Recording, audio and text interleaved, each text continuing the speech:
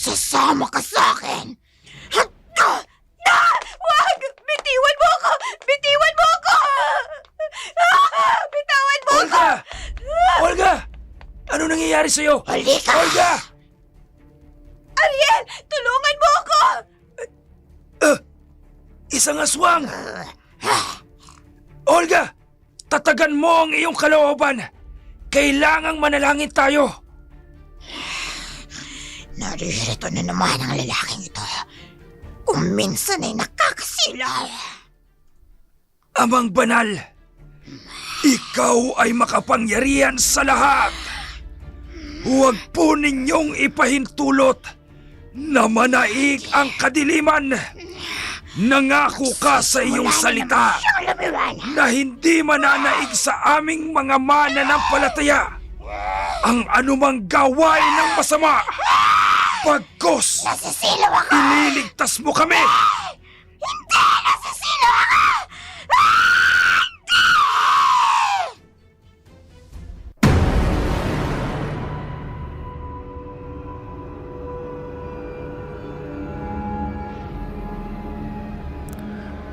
Ang dulang inyong mapapakinggan ay rated SPG. Istriktong patnubay at gabay ng magulang ang kailangan.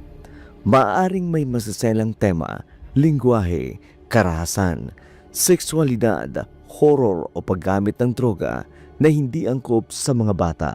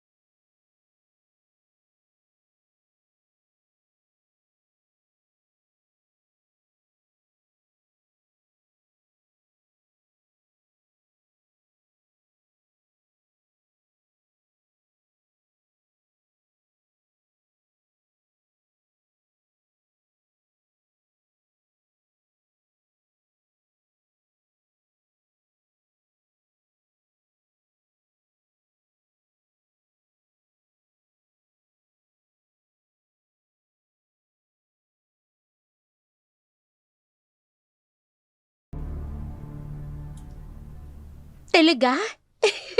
Tinanggap po na ang pag-ibig ni Sir Emil? Oo, no. Baka maagaw pa siya sa akin ng iba eh. Teka, akala ko ba hindi mo siya mahal? Bakit ngayon parang natatakot ka na maagaw siya ng iba? Sa ngayon, hindi ko pa masasabing mahal ko nga siya.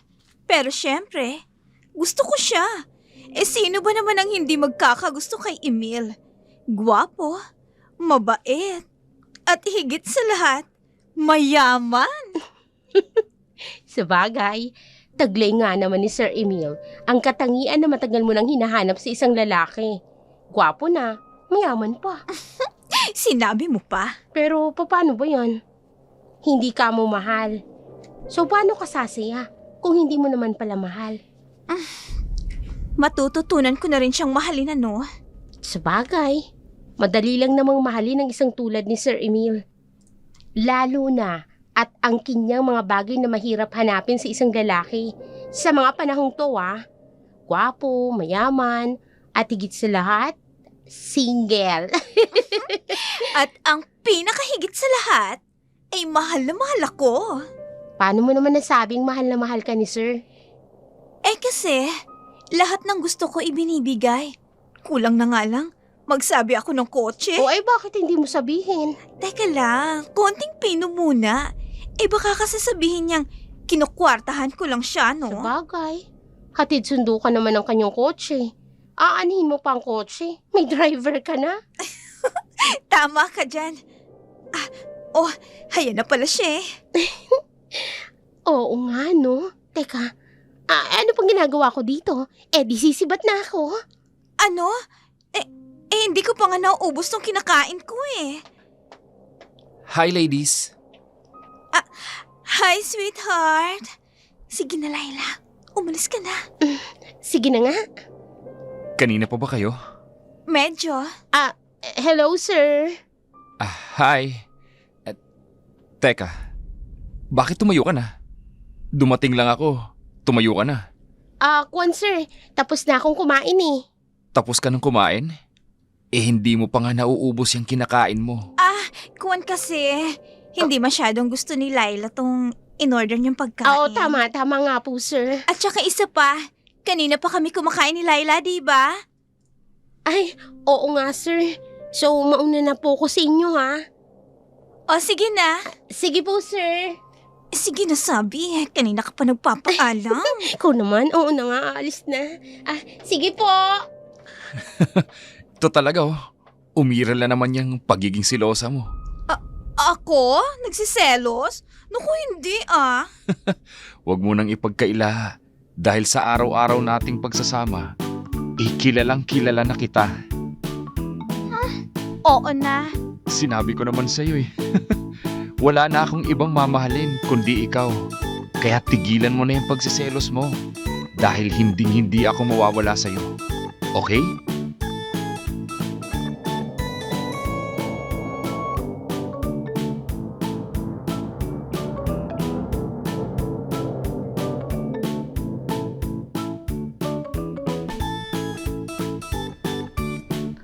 Anak, kumusta na ang pamamalakad ni Emil sa negosyong naiwan ng papa mo?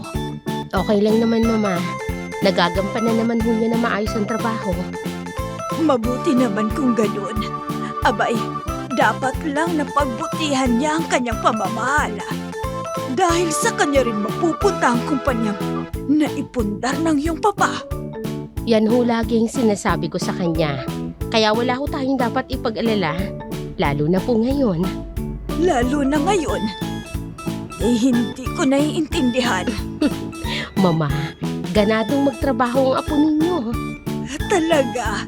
Ay, sinasabi ko naman sa'yo magugustuhan din niya ang posisyon na ibinigay ko sa kanya. Ikaw lang naman itong walang tiwala sa anak mo. Natakot lang naman ako nung una, Mama. Dahil wala siyang kaalam-alam sa pamamalakad ng kumpanya. Mabuti na lang at meron na siyang inspirasyon ngayon, kaya ganado siya. Inspirasyon? Anong ibig mong sabihin? Mama, may nobya na po ang apo ninyo. Talaga? Oo. Pagkatapos ng ilang taong hindi nakipagrelasyon si Emil, sa wakas, May nobyo na ulit siya. Ay, mabuti naman kung ganon at nagkaroon na siya ulit ng nobya. Ay, kung bakit naman kasi napakapihikan ng anak mong yan. Mari naman akong inirereto sa kanya pero ayaw niya naman. Hayaan na lang natin sa gusto niya, Mama, si Emil. Total naman, siya naman ang makikisama at hindi naman tayo. Anak, dyan naman ako hindi sang-ayon sa'yo. Ma, nasa edad na ho ang apo ninyo. Yun na nga nasa edad na. Pero paano na lang kung ang mapipili niyang babae, tulad ng pipitsuging Alma na yun? Bata pa ho siya noon, Mama. Marupok. Pero ngayon, nasa edad na siya. Teka sandali. Sino ba ang sinasabi mong nobya ni Emil? Sa ngayon hindi ko pa kilala, Mama. Abay dapat nakilalanin natin. Baka mamaya, kung saan-saan napulot ng anak mo ang babaeng yun. Ma, hindi ho. Dahil ayon po kay Emil, galing daw sa isang prominenteng pamilya, katulad ho natin. Magaling, magaling. Abay dapat lang. Ang tagal-tagal niyang hindi nagkaroon.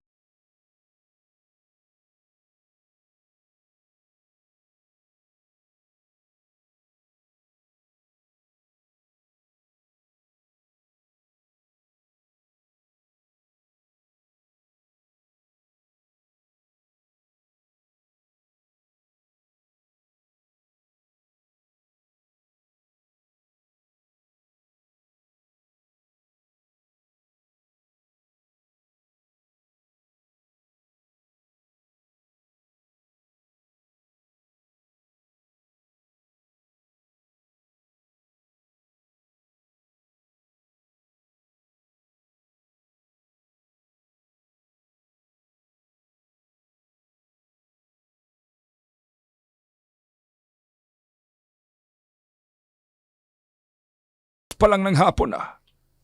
Itay, iniuwi na kasi ako ni Emil. May pupuntahan daw Emil? Sinong Emil? Nobyo ko po. Nobyo na naman. Abay, pang ilang nobyo mo na yan sa buwang ito ah. Ang itay naman masyadong exaggerated. Abay, totoo naman ang sinasabi ko. Halos linggo-linggo, may ipinakikilala kang nobyo sa akin. Tay, iba ho itong si Emil. Dahil palagay ko, siya yung lalaking magpapatino sa akin. Aba, ay dapat lang. Siya nga pala. May tumawag pala dito kanina. Hinahanap ka. Pero nagdalawang isip ako kung ikaw nga ang hinahanap niya. Ho?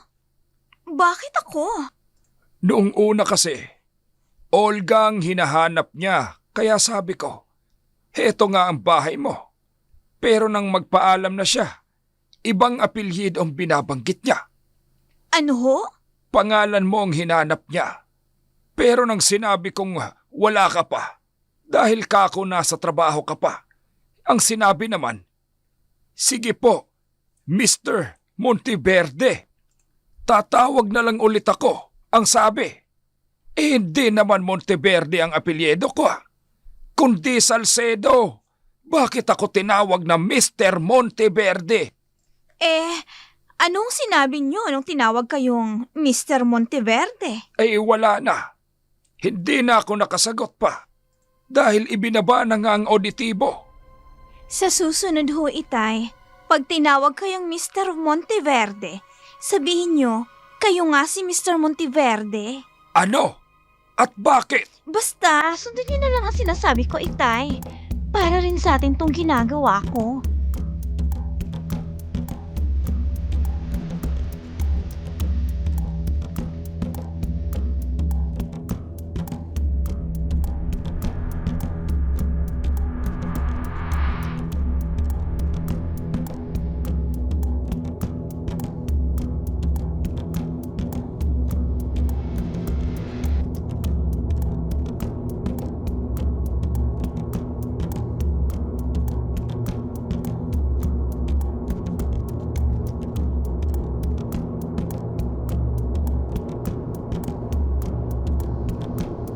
Oh, mukhang ang lalim ng iniisip mo May problema ba? Oy, Ano yun? Ang mami ko kasi, Bakit? Anong nangyari sa mami mo? pinipilit na akong mag-asawa. Ha?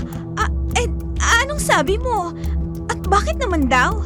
Alam mo na, tumatanda na raw silang dalawa ng lola. Kaya kailangang mag-asawa na ako para makita pa raw ni lola ang magiging apo niya sa tuhod. Ano namang problema doon? Ang babaeng mahal ko, hindi ko alam kung gusto na niyang mag-asawa. Bakit hindi mo tanungin ang babaeng mahal mo? Ha? Anong ibig mong sabihin? Papayag ka nang magpakasal tayo? Bakit? Nag-propose ka na ba sa akin? Hindi ka pa nga nagpo-propose eh. Talaga? Tinatanggap mo na ang alok kong kasal? Paano ko naman tatanggapin? Wala ka pang inaalok na kasal sa akin eh. Ngayon, inaalok na kita ng kasal. Pahayag ka nga bang magpakasal sa akin? Nagpo-propose ka, pero nasa ng singsing? Ha? Oo nga pala, no? Walang singsing. Hindi ko kasi alam na ngayon ako makakapag-propose sa'yo ng kasal eh. Pero talaga bang tinatanggap mo ang alok kong magpakasal sa akin? Gawin mo munang romantic ang ambience natin bago ko sagutin yung pagpapakasal na sinasabi mo.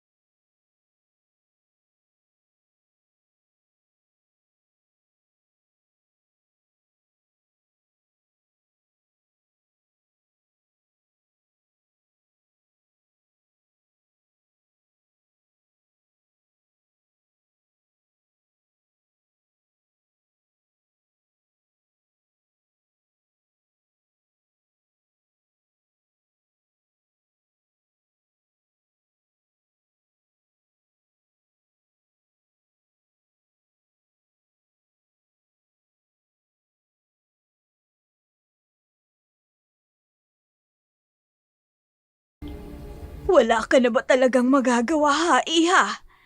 Ay, okay. Pero sana'y hindi makasagabal yon sa pagtatrabaho mo ng maayos sa kumpanya. Mabuti naman kung ganon. At sana, kung hindi mo man malampasan ang galing ng daddy mo sa pagtatrabaho sa kumpanya, kahit mapantayan mo lang sana. Ma? Mabuti naman kung ganon.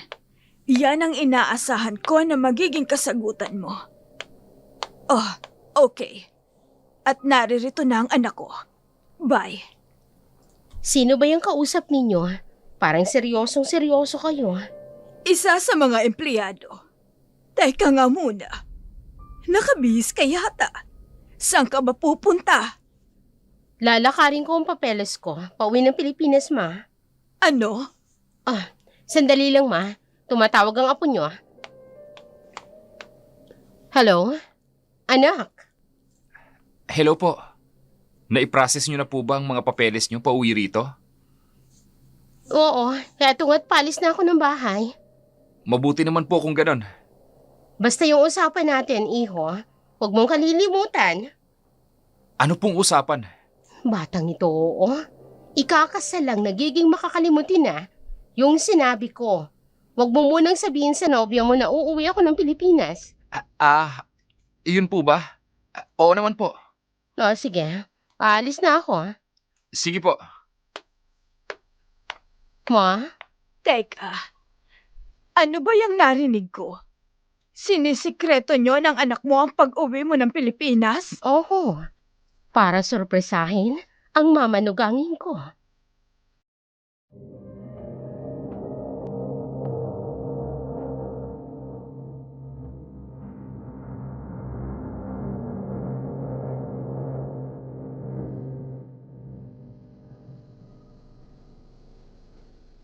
Sigurado ka na sa desisyon mo?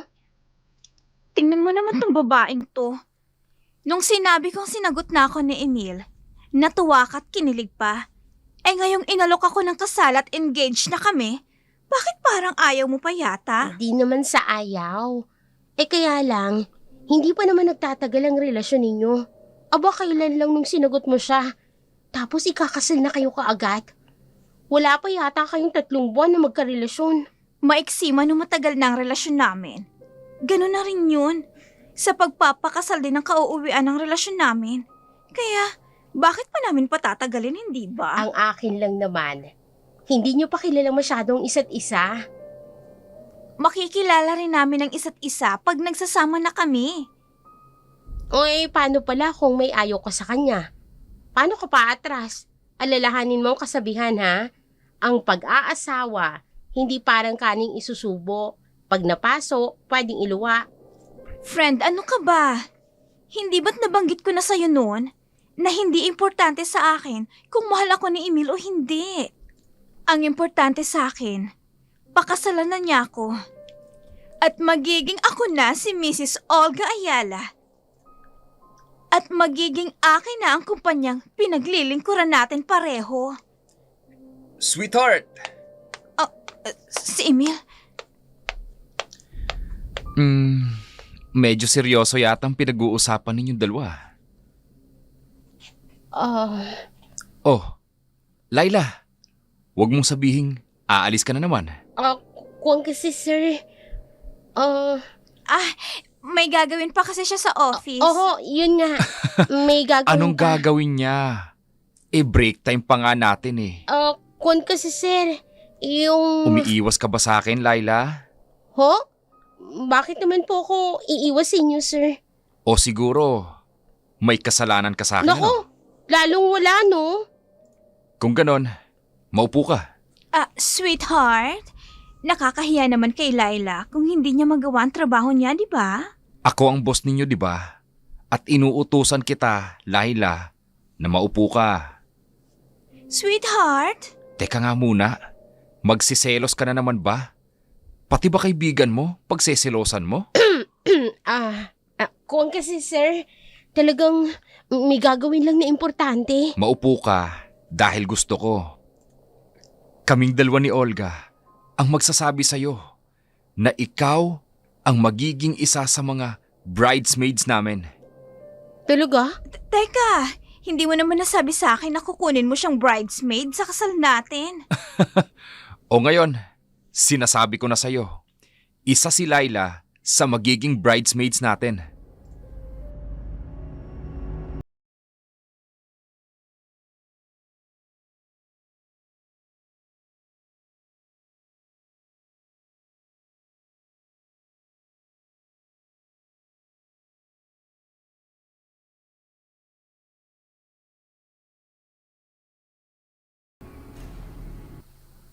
Kanina ka pa walang imik ah. May problema ba? Wala. Anong wala? Hay ano, kitang-kita sa mukha mo. Pero alam mo, kahit nakasimangot ka, maganda ka pa rin. Maganda ka dyan. Ano bang ipinagmamakdol mo? Kunwari ka pa. Hay, nagsiselos ka na naman ba? Bakit? Masama ba akong magselos ako? Sweetheart, kaibigan mo si Laila. Tsaka isa pa, ano naman ang pinagseselos mo dun? Tuwing tanghali lang kami nagkakausap. Ikaw nga tong nagsasabi sa akin na sumabay sa'yo sa pagkain. Hindi yun. Ano nga kung ganun? Yung pagpigil mo sa kanya. Nung paalis na siya. Yun ba? Bakit? May nakakatawa ba sa sinabi ko? Hindi ka ba natutuwa sa desisyon ko na gawin siyang isa sa mga bridesmaid natin? Akala ko matutuwa ka kung gagawin kong bridesmaid ang kaibigan mo. Pero kung ayaw mo, sige, palitan na lang natin siya. Ngayon pa papalitan. Sinabi mo na nga siya na ang magiging bridesmaid. Sweetheart, mabuti na lamang at una pa lang sinabi mo na sa akin na nagsiselos ka. Kung hindi, ay nako, baka pag-awayan pa natin ang bagay na yan. Ay, hindi ba pwedeng alisin mo na yung kaseselos mo? Total, ikakasal na tayo. Wala nang makakaagaw pa sa akin sa'yo. Sinabi mo yan Oo naman, ikakasal na nga tayo, di ba? Oh, bakit ka pa magsiselos? Ilang linggo na lang, maitatali na ako sa'yo. Ihinto mo ng sasakyan. Pero hindi pa dito ang bahay ninyo. At teka, nasa na ba tayo? Nalampasan na yata natin ang bahay nyo. Hindi mo agad sinabi. Nawala sa isip ko. Okay lang. Pero bakit dito ka bababa? May bibilhin pa kasi ako. Diyan sa butika. Sasamahan kita. Naku, wag na. Para hindi ka na maabala pa. Sige na. Nagtatampo ka pa rin ba? Hindi na. Bibilhan ko lang ng gamot si Daddy. Kaya nga, dalawa tayo. Wag na sabi Gusto ko rin kasing pumunta sa bahay nyo Bakit pa? Anong bakit pa? Papaano kami mamamanhikan kung hindi ko alam ang bahay nyo? Ikaw kasi, hanggang ngayon, ayaw mo pa rin puntahan kita sa bahay nyo. Pwede naman sa restaurant natin pag-usapan ng mami mo at ng daddy ko ang tungkol sa kasal natin. Bakit nga ba ayaw mo sa bahay pag-usapan ng kasal? Hindi ba't yun ang nakagis na natin? Ang pamamanhikan sa bahay ng babae. Kaso nga, hindi ako nakikiuso sa kaugalian na ganun. Yung mga sinaunang panahon pa. Sige, ikaw ang bahala. Total, ang importante ay mapag-usapan natin at ng mga magulang natin ang nalalapit nating pag-iisang dibdib.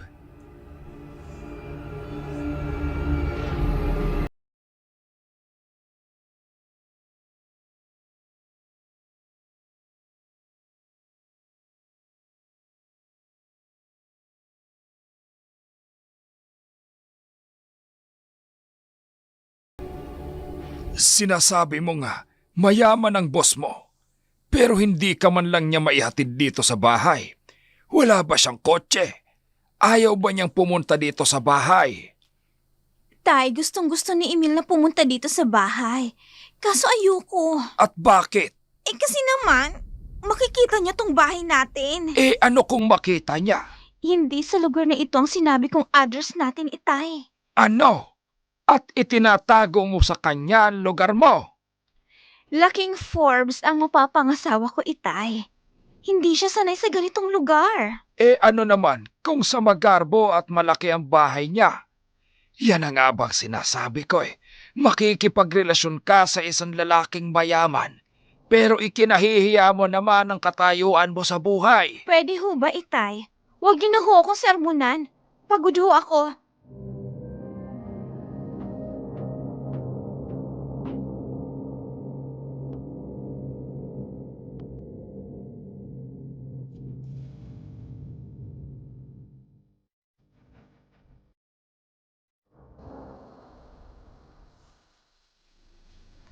Paano ma? Aalis na ako. Ayaw mo naman kasing isama ang isa sa mga anak ng Kuya Iping mo. Pare-parehong may trabaho mga pamangking ko, ma. Iistorbohin ko pa ba sila? Kaya ko naman bumiyahing mag-isa. Inaalala ko kasi, hindi ka sanay biyumahing mag-isa. Ma, haya na naman kayo. Ginagawa niyo ako na parang bata lagi. May apo na nga kayo.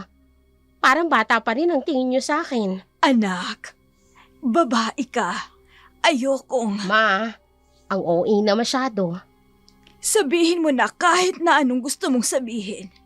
Basta ang gusto ko, nasisiguro ko na walang masamang mangyayari sa'yo. Ano naman hong masamang mangyayari sa akin? Ang tanda-tanda ko na, ma.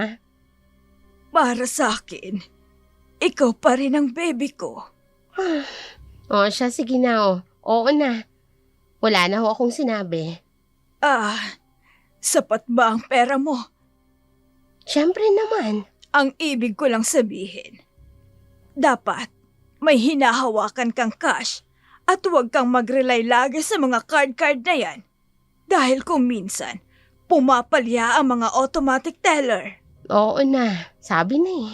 At huwag mong kalimutang tumawag kagad pagdating sa airport. Huwag niyo na ho akong alalahanin. Kundi ang sarili niyo. Kayo lang may iwan dito. Sigurado ho ba kayo na kaya niyo mag-isa rito sa bahay? Oo naman. Kung hindi, tawagin mo yung mga anak ni Kuya Ipe para samahan kayo rito. Anak, wag na. Kaya kong mag-isa dito sa bahay. Ako yung nag-aalala sa inyo. Alalahanin niyo, nagkakaedad na kayo. Sinabi ko ng kaya ko, anak. Ikaw nga dyan ang inaalala ko eh. Mag-isa kang babiyahe. Susunduin naman ako ng apo ninyo. Nagre-ring ang cellphone mo. Ang apo po ninyo tumatawag. Sandali lang. Hello, anak?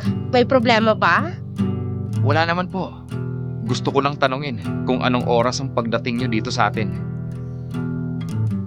2:00 ng hapon. Eto nga't palis na ako.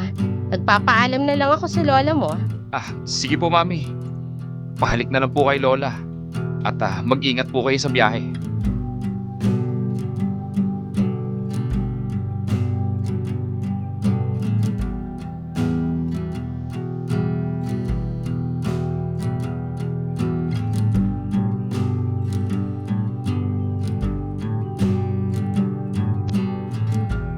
Normal na umaga lang para kay Laila. Pumasok siya sa opisina na may ngiti sa labi. Inaasahan niyang makita si Emil at pag-usapan ang kanilang kasal.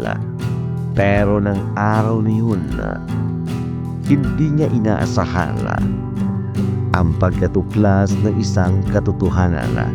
Habang nasa kantin siya kasama si Laila, hindi niya alam na sa loob lamang ng ilang oras, magbabago ang kanyang mundo. Ang selos na matagal niya ng kinikimkim ay magdudulot ng isang desisyon na kailanman ay hindi niya na pwedeng ibalik.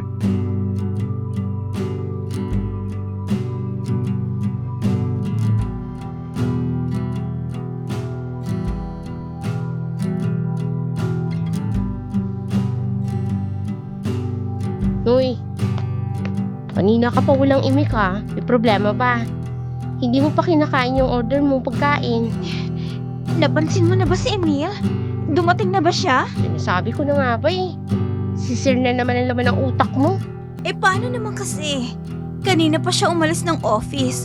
Pero hanggang ngayon, Hindi pa rin siya bumabalik. O hindi ba nagpaalam sa'yo? Nagpaalam naman. Sabi niya, meron daw siyang imimit na kliyente. O sino raw? Si Mr. June Velasco daw. O yun naman pala eh. O, anong pinag-aalala mo? Kung client lang yun, dapat sana naririto lang siya. Isang oras lang naman silang mag-uusap ng kliyente, di ba? Hoy, alam mo, yang si Mr. Velasco, hindi lang yan basta client ng kumpanya. Kaibigan na rin yun ni Sir Emil. Kaya malamang, nagkayayaan sila ng merienda o di kaya uminom. Bakit? Kilala mo ba si Mr. Velasco? Oo naman. Sa tagal ko na dito, no? Kilala ko na ang lahat ng kliyente ng kumpanya. Oh, tatahimik ka na naman. Medyo sumama kasi ang pakiramdam ko eh. Alam ko ang tawag dyan. Lovesick. Huwag mo nga akong pagtawanan. Pag ganitong naiinis ako wala ako sa mood. Ang mabuti pa, umuwi ka na. Total, wala naman dito si Sir. Pwede ba yun? Mamaya, sasabihin pa ng mga kasamahan natin sa trabaho na girlfriend lang ako ng CEO. Umuuwi ako nang wala sa oras. Kanino ka naman mag-work? Wala nga si Sir, di ba? O, paano kung dumating si Emil? Di sasabihin ko, sumama yung pakiramdam mo. Sigurado, pupuntahan ka pa nun. O, sige na. Text mo ako kagad pag dumating siya, ha? Oo na, sige na. Uwi na ha.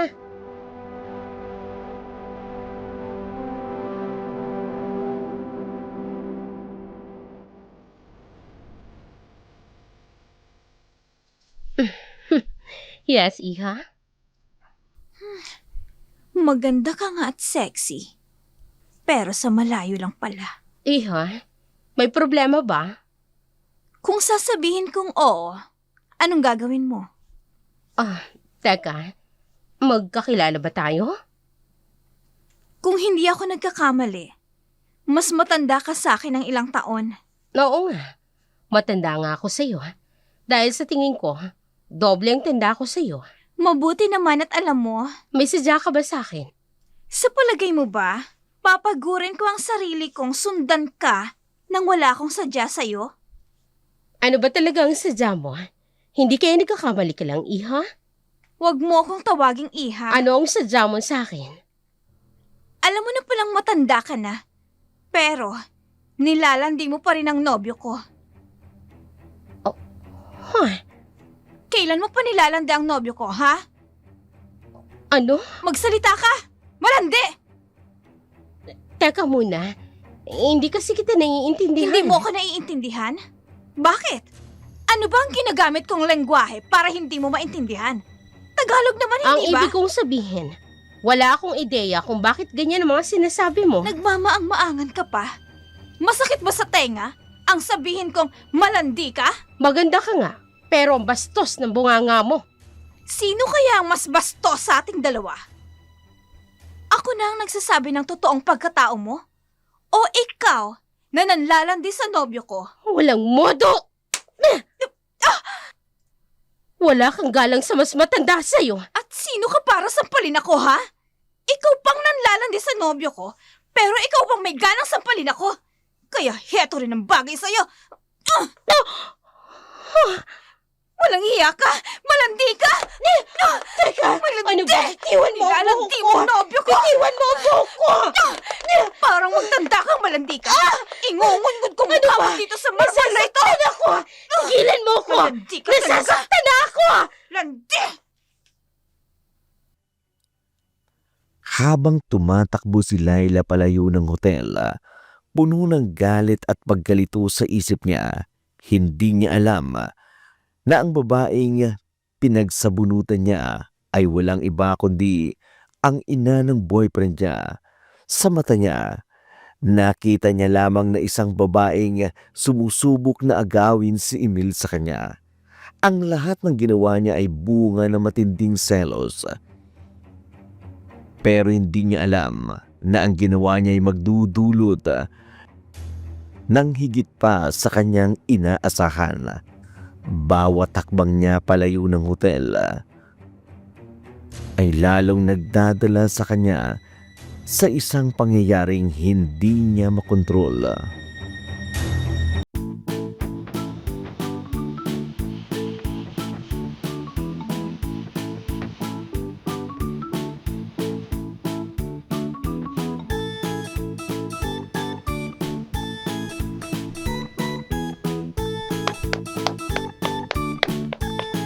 Mami? Emil, anak, Mami, ano nangyari sa'yo? Anong ginagawa niyo rito sa labas ng...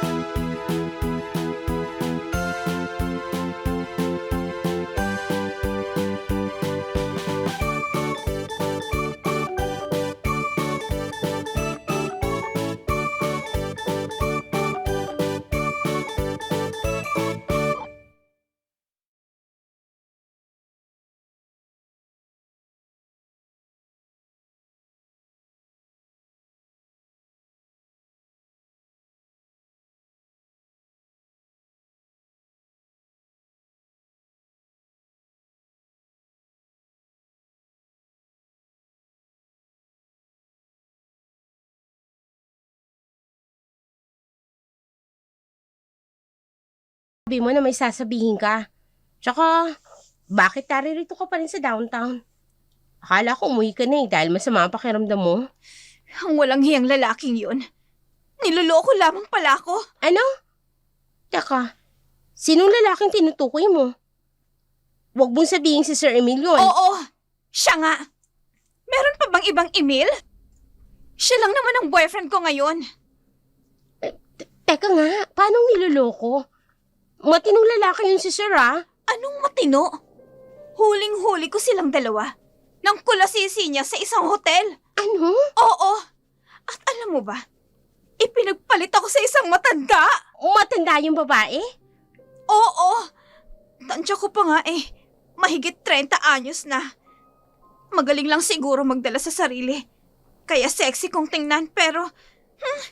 mas maganda pa rin ako sa kanya, no? Teka nga, paano mo naman nasisiguro na babae nga yun ni Sir? Ano pa nga bang iisipin ko? Kitang-kita ng dalawa kong mga mata. Pumasok sila sa loob ng hotel. At inihatid ni Emil ang babaeng yun sa loob ng kwarto ng hotel na yon. Teka, hindi ko alam may kalokohan din pala si Sir. Kaya yun, hindi na ako nakapagpigil. At pinagsasabunutan kong babaeng yun. Ano? Sinabunutan mo yung babaeng kasama ni Sir? Sobra ka naman. Balingkera ka talaga. Oo. Kaya manghihiram yun ang mukha sa aso. Dahil inginudngud ko ang mukha niya sa sahig. Teka, ano naman ang sabi ni Sir? Pinanood ka lang ba na ginagawa yun sa babaeng yun? Wala siya eh. Pagkapasok ng babae sa kwarto, umalis ka agad siya. Kaya yun, sinamantala ko ang pagkakataon. Para sa bunutan ng malanding babaeng yun. Lintik lang ang walang ganti. Teka, paano yan? Anong plano mo? Nakausap mo na ba si Sir? Hindi pa. Pero magtutuos kami ng lalaking yon.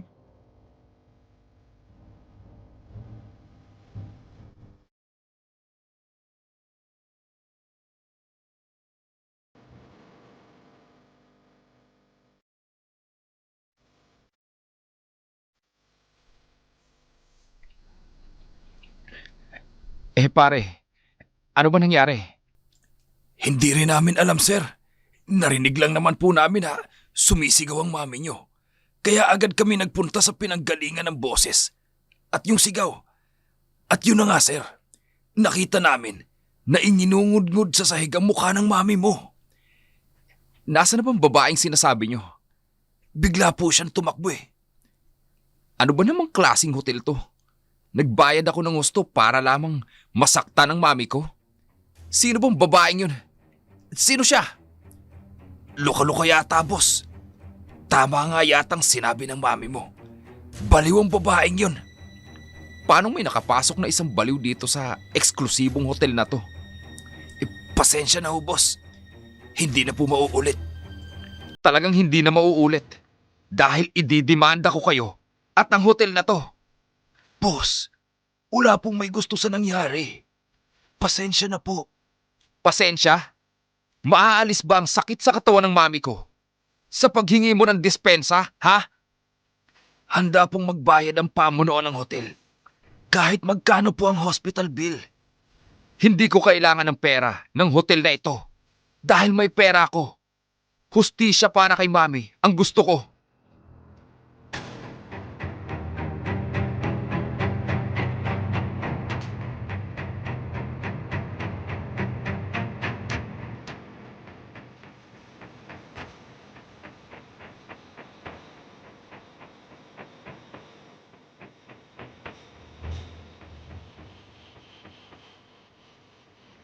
Hello, sweetheart? Sweetheart ng mukha mo. Walang hiya ka. Hindi ka pala mapagkakatiwalaan. Manloloko! Ha? Sinungaling ka? Isa kang taksil! Teka, ano bang pinagsasasabi mo? Hindi kita maintindihan. Nagmamaang-maangan ka pa? Sweetheart, hayan ka na naman eh. Nagsiselos ka na naman. Sinabi mo, ako lang ang mahal mo. Pero bakit may iba ka pang babae? Ay, sinasabi ko na nga be. Nasaan ka ba? Yun nga sana ang gusto kong sabihin sa'yo eh. Kaya lang nagagalit ka. Ang mabuti pa, umuwi ka muna sa inyo. Mag-taxi ka na lang dahil hindi kita maihahatid ngayon.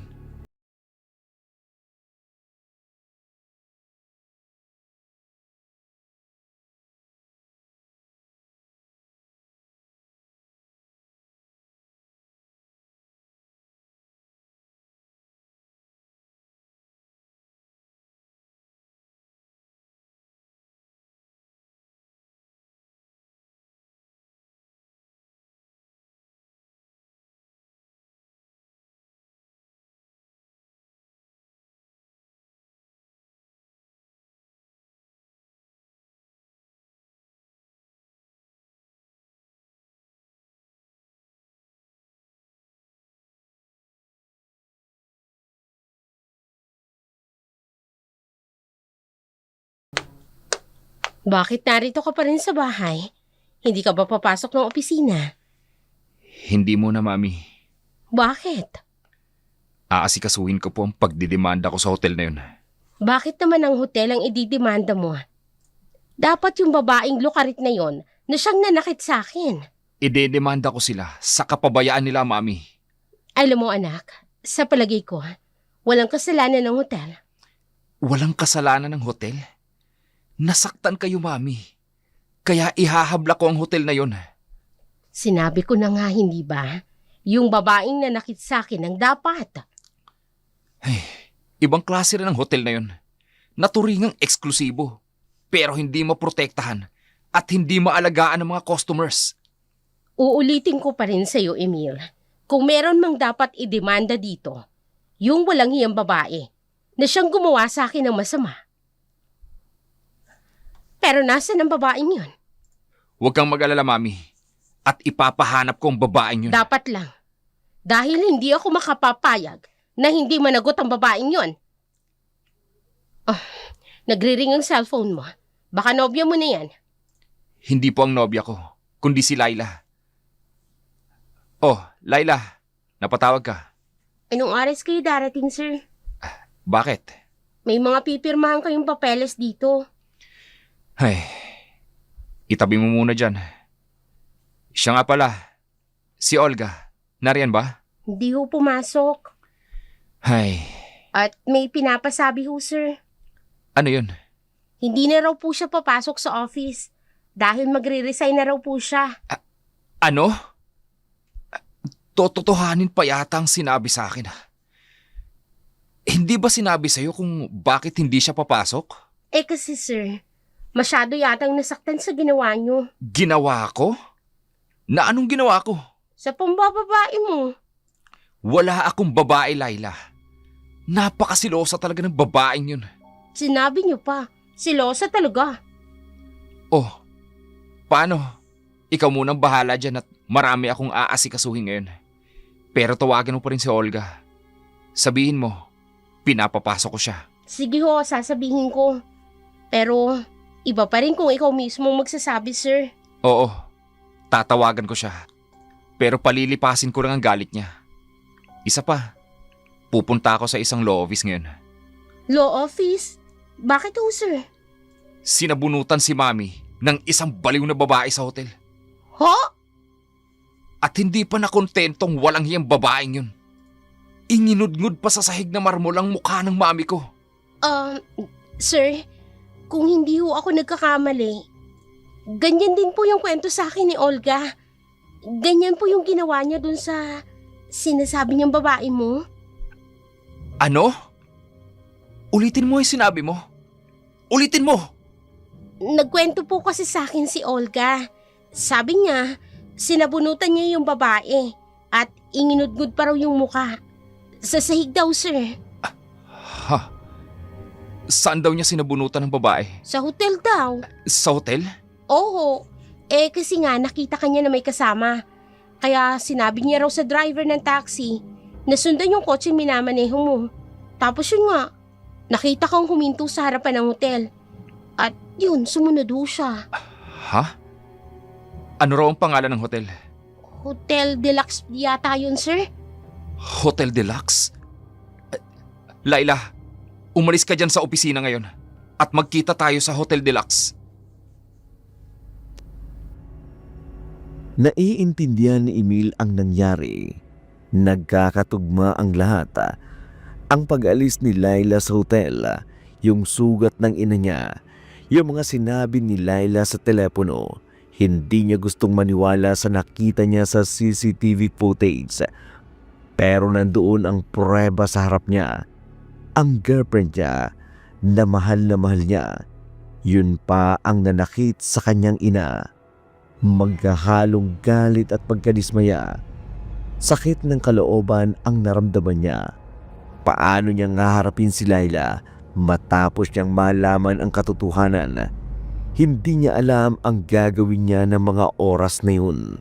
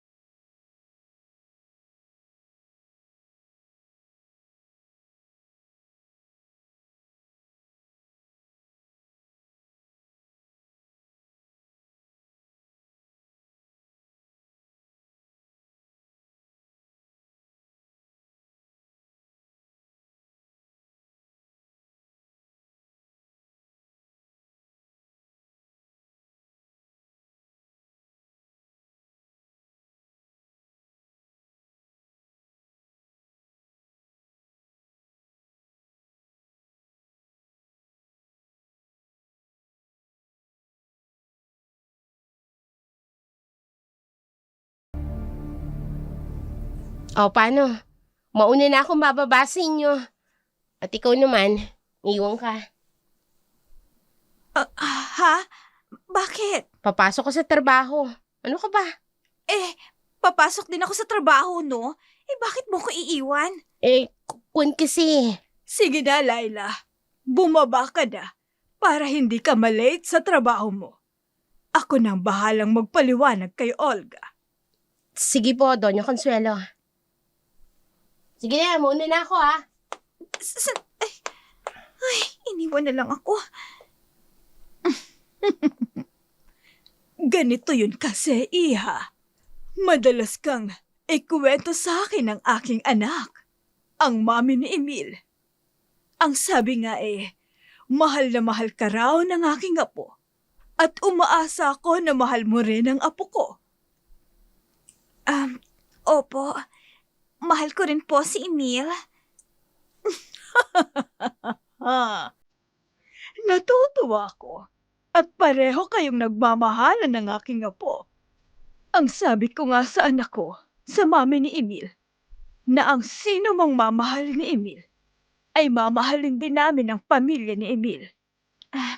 Salamat po kung ganon. Kaya naisip ko, bilang pagwe-welcome ng pamilya sa magiging miyembro ng aming pamilya, gusto ko sanang yayain ka sa bahay. Anak ko po, nakakahiya naman po yata. Hindi po ako nakabihis. Nakabihis ka naman ah. Ano bang tawag mo dyan sa suot mo? Uniforme po namin to sa office, ma'am. Oh, hindi ba kasuotan yan? Alam mo, Iha, hindi naman kami pihikan sa mamanugangin namin. Ang importante sa aming pamilya ay mamahalin ang apo ko ng tunay. Hindi na importante sa akin kung ano ang kabuhayan ng mapapangasawa niya. Total, marami na kaming pera. Kaya't aanhin pa namin ang pera ng mapapangasawa ng anak ko. Sobra-sobra na sa pamilya ko ang perang hawak namin. Kilala si Doña Consuelo na matalino, protektibo sa pamilya. Hindi niya pinalalampas ang mga sinasapit ng kanilang kapamilya. Galit na galit siya sa nangyari sa anak niya. Hindi niya makalimutan ang ginawa ni Laila kay Mami Emil. Kaya gumawa siya ng plano para magiganti. Tinawagan niya si Laila, inimbitahan sa bahay. Gusto niyang gantihan si Laila sa lahat ng sakita na ginawa nito sa pamilya niya. Hindi alam ni Laila ang maitim na balak ng matandang babae. Akala ni Laila welcome party ang gaganapin para sa kanyang magiging mother-in-law.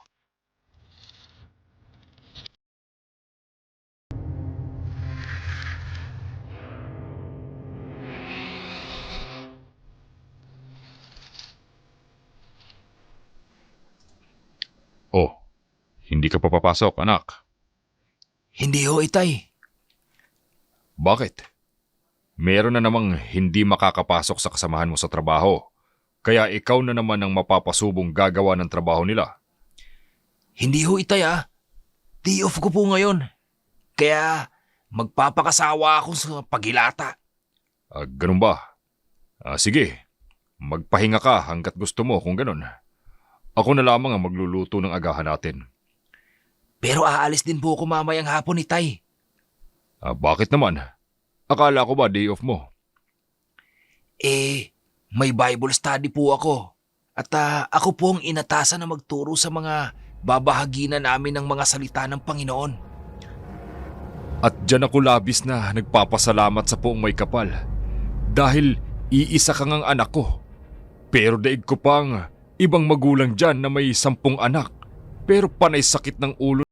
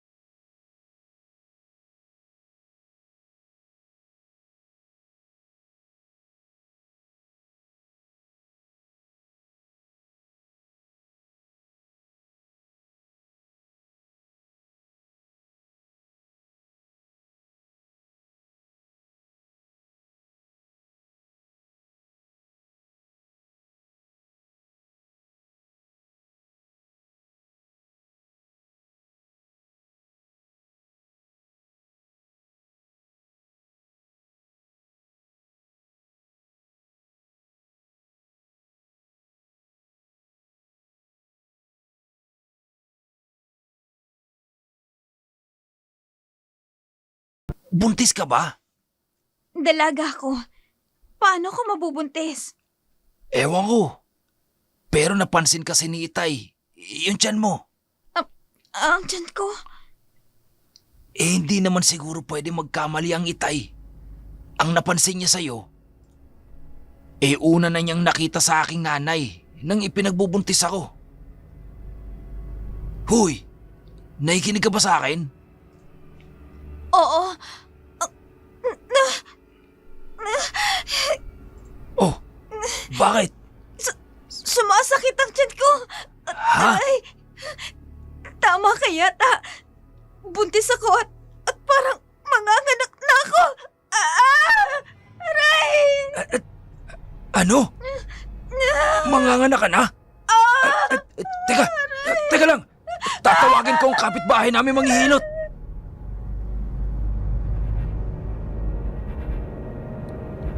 Gulat na gulat si Laila sa kanyang natuklasan. Sa loob ng mga buwan na yun ay nabuntis siya. Maraming bagay ang nagbago sa katawan at kaisipan niya. Ang hindi niya alam, ang mga anak na isisilang niya ay hindi ordinaryo mga sanggol. May kakaibang kulay na mga mata at itsura na nagpapaalala sa kanya ng mga nangyaring hindi niya makalimutan. Sa tulong ni Ariel at ng tatay niya, natuto siyang maging ina sa gitna ng mga kondisyon na hindi niya inaasahan. Mahirap tanggapin, pero yun ay isang responsibilidad.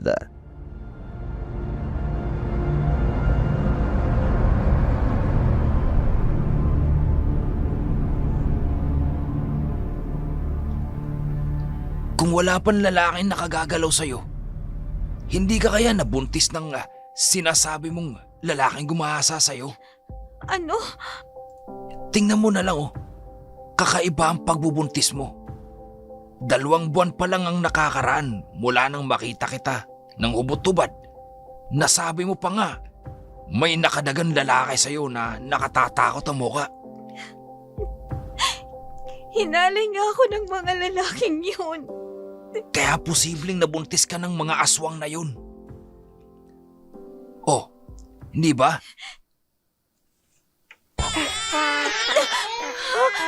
Ano yun? Ang mga bata, nagsiiyakan. Sandali lang, titignan ko. Teka lang. Posible nga ba kaya ang mga... Doña Consuelo! Mukhang masaya ka na at tahimik na ang buhay mo dito. Anong ginagawa mo dito? Kung sakala mo ay makakalayo ka sa akin, nagkakamali ka. Ano pang kailangan mo sa akin? Bakit? Ayaw mo bang bisitahin kita? Hindi ko kailangan ng pagbisita ng isang tulad mo. Hindi ka makakatakas sa akin. Doña Consuelo, ano bang kasalanan ko sa iyo? Anong kasalanan mo sa akin? Sa akin ay wala. Pero sa anak ko, meron. Sa inyong anak, walang ginawang masama sa iyo ang anak ko. Pero anong ginawa mo? Hindi ka na nakontento sa pagsabunot sa kanya. Inginudngod mo pa ang mukha niya sa sahig. Hilayuan mo ako! At hindi ako makakapayag na saktan mo lamang ng ganon ang aking anak. At kung paano mo sinaktan ang anak ko, ganon din ang gagawin ko sa iyo. Kukunin ko ang mga anak mo!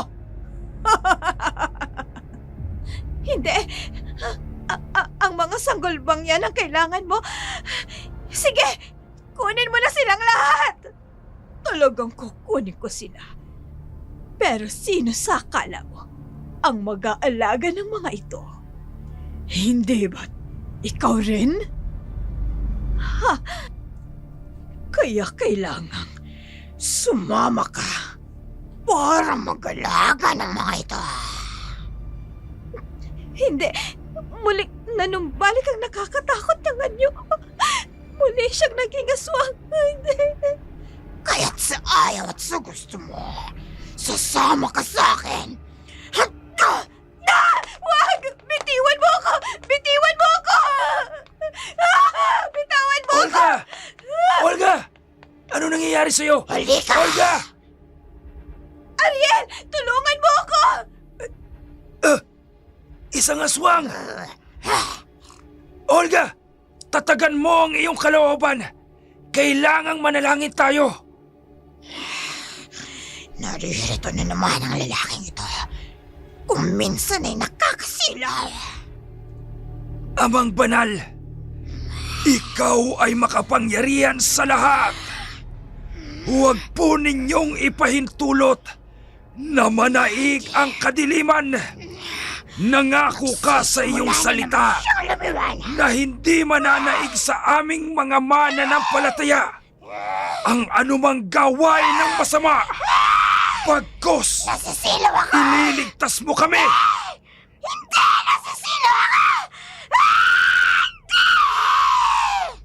Ang huling away ni na Doña Consuelo at Laila nagpakita kung gaano kalakas ang pananampalataya laban sa kadiliman. Naintindihan ni Laila na lahat ng nangyari sa buhay niya ay sugat ng mami ni Emil. Yung ginawa sa kanya ng mga lalaki, yung mga aswang at lahat ng pinagdaanan niya. May dahilan na hindi niya maintindihan ang presensya ni Ariel at yung panalangin nito ang naging daan para sa kanyang kalayaan. Yung mga anak na kinuha ni Doña Consuelo, simbolo ng mga bagay na kailangan niyang bitawan para maging tunay na malaya. Hindi naging mayaman si Laila sa pamamagitan ng pag-aasawa kay Emil, pero nakamit niya ang mas mahalagang kayamanan, ang pag-unawa sa tunay na halaga ng buhay at pag-ibig. Kasama si Ariel, natuto siyang mamuhay ng simple pero masaya. Ang mga karanasan sa pamilya Ayala, sa mga aswang at sa lahat ng pagsubok ay naging daan upang mahanap niya ang tunay na sarili niya. Hindi na siya ang dating Laila na gumagamit ng ganda para sa pera. Siya na ngayon ang babaeng may malalim na pananampalataya at tunay na pangunawa sa kahulugan ng pagmamahal sa kapwa, sa sarili, at higit sa lahat, pagmamahal sa puong may kapal. Maraming salamat po sa inyong pakikinig. Sa muli, kung bago ka lamang sa aming channel, huwag kaliligtaang mag-subscribe. I-click na rin ang notification bell para updated kayo sa mga bagong video na aming i-upload. Maraming salamat po.